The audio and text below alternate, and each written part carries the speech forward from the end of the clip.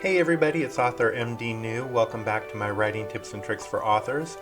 So this past weekend, I was talking with some writer friends, some new writers and some writers who have been around for a while, and we were talking about NetGalley. And it was interesting to me to find out how many people didn't know what NetGalley was and if it's worth it, how to use it, etc. So today I thought we would spend a little bit of time talking about NetGalley and if it's right for you.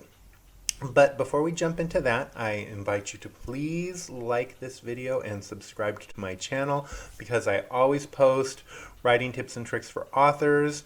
I share what knowledge I have with you, and hopefully it makes a difference and helps you in your writing career. So thank you very much, and remember to like and subscribe. Give it a big thumbs up. I really appreciate it. It does mean a great deal. Thanks, guys. So, NetGalley. What is it and should you use it? NetGalley helps publishers and authors promote digital review copies of book to book advocates and industry professionals. Publishers make digital review copies and audiobooks available for the NetGalley community to discover, request, read, and review. So basically what that means is you provide them an advanced reader's copies, you post them up on their website, and people come along, and if they are interested in the book cover or the blurb of the book, they get a free copy, and in theory, they will provide you a review. So that's how it's supposed to work. But the reality is it doesn't always work like that. But we'll talk about that in a little bit. But just kind of keep that in mind as we go through this. NetGalley, like many things in life, is not free. There is a cost. If you are a reader who wants to go and find new authors and new books to read and basically get a whole bunch of reading material for free, you can sign up for their membership. It is free, but you do have to create an account with them and everything that goes along with it, right? So you probably get their emails, they'll promote to you, etc., etc. But you do get to have an account. You get to go on and you get to find books and you get to download them and read them. So it is good for readers. And it is free for readers. However, on the flip side, for authors and publishers, there's a cost. And we're not talking about a small cost either. NetGalley subscriptions for the audio and digital review copies.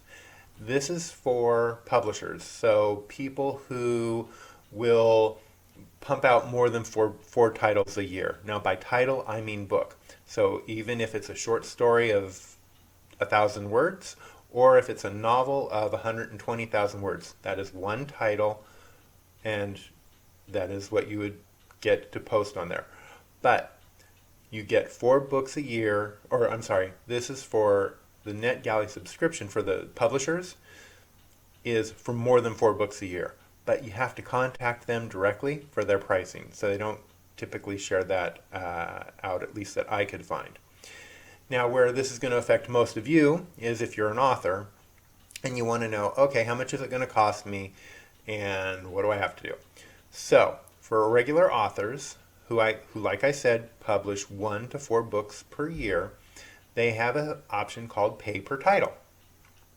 You get one title that you post, and the cost is, for 6 months, $499. This is at the time of filming this video. So you heard me right. For one title posted on NetGalley for 6 months is $499. But wait, there's more. Audiobooks can be posted for 2 months for $499. Now, let's say you have an audiobook and a ebook or paperback book that you want to post that you had done, and you have them both ready to go at the same time, and you want to offer them up on NetGalley to get reviews, right? Because that's what this is all about. NetGalley is there to help you get reviews. That cost is $750. Again, this is one title. So one book. Doesn't matter the length, doesn't matter how long it is, doesn't matter how short it is. These are the costs at the time of this recording to post a title, your title, on NetGalley to hopefully get reviews. They do offer additional promotional opportunities, but it's for an additional fee. And it starts at least again at the time of this recording, about $125 to $150, maybe more, maybe a little bit less depending on what you do. So NetGalley is not cheap. But you're thinking, but I'm going to get all these industry insiders and I'm going to get all of these reviews and all of the, I'm going to get all this traction on my new book. And yeah, you might, but you might not. That's one of the pitfalls of NetGalley. So the question of, is it worth it? Well, the big thing is, that's up to you. I can't tell you it's worth it or not. Now, in full disclosure, my books through one of my publishing houses were all posted on NetGalley. And I did get a few reviews. But honestly, I didn't get that many reviews from them. So is it worth it? Was it worth it for me? Well, I didn't have to pay for it. My publishing house paid for it. So yeah, it worked out because I did get a few reviews. But if I was paying $499 for 6 months to have my book listed there and I got 5 reviews, I'm paying $100 a review, basically. So when you start thinking about it like that, that's kind of the way that you want to approach it, right? It's like, okay, well, if you get 10 reviews, right, that's $50 a review. Or if you get 20 reviews, the math goes down and it becomes more and more worth it. So it depends. But you could also get 0 reviews. So that's really a tough one. So some of the common complaints with NetGalley are, obviously, it's expensive. Reviews are not guaranteed. That's the other big one. They don't make you any promises. It is just a way to get your book out there and hopefully people will find it and review it. There are no guarantees that you'll reach the industry professionals that you want to reach. Sure, a library could potentially pick it up, but that's not a guarantee and that's not promised. So you kind of sit there and go, well, okay, what is guaranteed? What is guaranteed is you're out the $500, but your book has been posted there for 6 months, and so hopefully you'll get reviews. It is a crapshoot, really. And there's this other thing, a little bit of a darker side to NetGalley, but this is the same with any of these places. And anytime you send out an ARC review, you don't know what an ARC review is, it's an advanced reader's copy. There are people out there who will agree to read your books, and you'll send it to them, but then they will never post a review.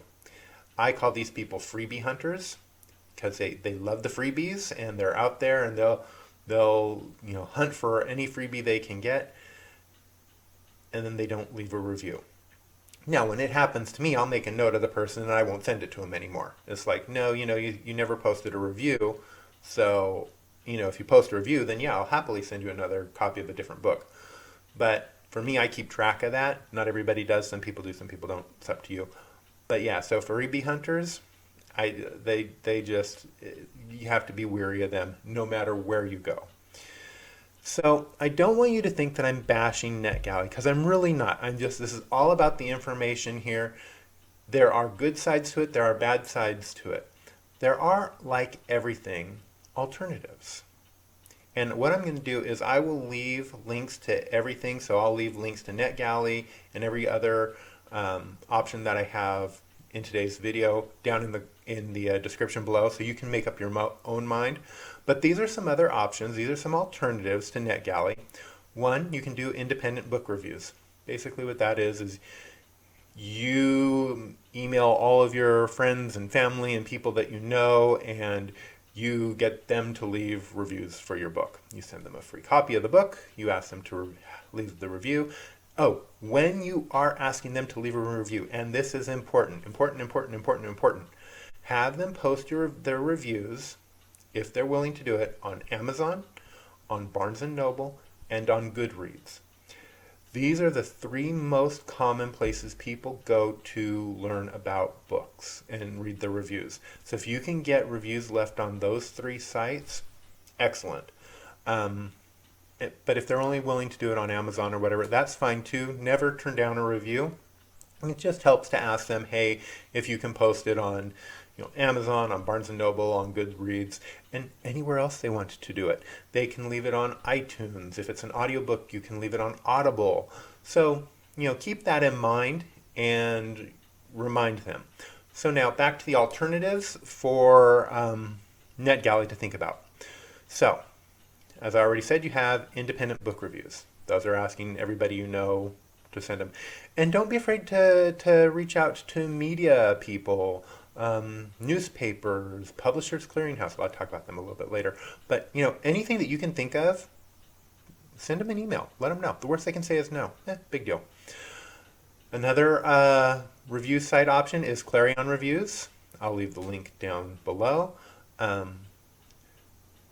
Circus Indie Reviews. It's with a K, so I'm probably saying it wrong. It's Kirkus. Correct me in the comments below. Book Funnel. That's another way to get your books out there. Story Origin. Story Origin is free, but like with everything, be very leery. Read the details. Read what it's about. Make sure that it's right for you. Prolific Works. Another free site. Again, read the details. Find out about it. Make sure that it works for you. And then lastly, Publishers Weekly under Book Life. These are all ways to get reviews for your upcoming book. The thing to keep in mind is that really there are no guarantees. Everybody will use all these pretty words and the language that says, oh, we've got 100,000 people who subscribe to our site, and we have 50,000 downloads, and and they'll have testimonials up there and all these things about saying how great their services are and how it's worth it. They're supposed to do that because that's all part of their marketing. But just keep in mind that nothing is guaranteed. You might spend all this money trying to get all these different reviews, and all of a sudden you get 3 or 1 or worse, 0. What did you get in the end? I don't know, but it sucks, and that does happen. It's happened to me. It has happened to all the authors I know. You think you have a great book out there that's going to appeal to everybody. You post it on all these different places, and you send out 200 advanced reader copies, and you might get 5 reviews, and you're like, oh, come on, what happened? So anyways, is NetGalley worth it? That is totally up to you. But go to their site, check them out, review the costs. As I said, everything that I'm sharing here is just for your information, so you're more well-informed. It really surprised me at how many people didn't know about NetGalley or any of these other options that I mentioned that are there. So keep that in mind, and hopefully this helps you out. And again, please, I do invite you to, if you find this information helpful, share it.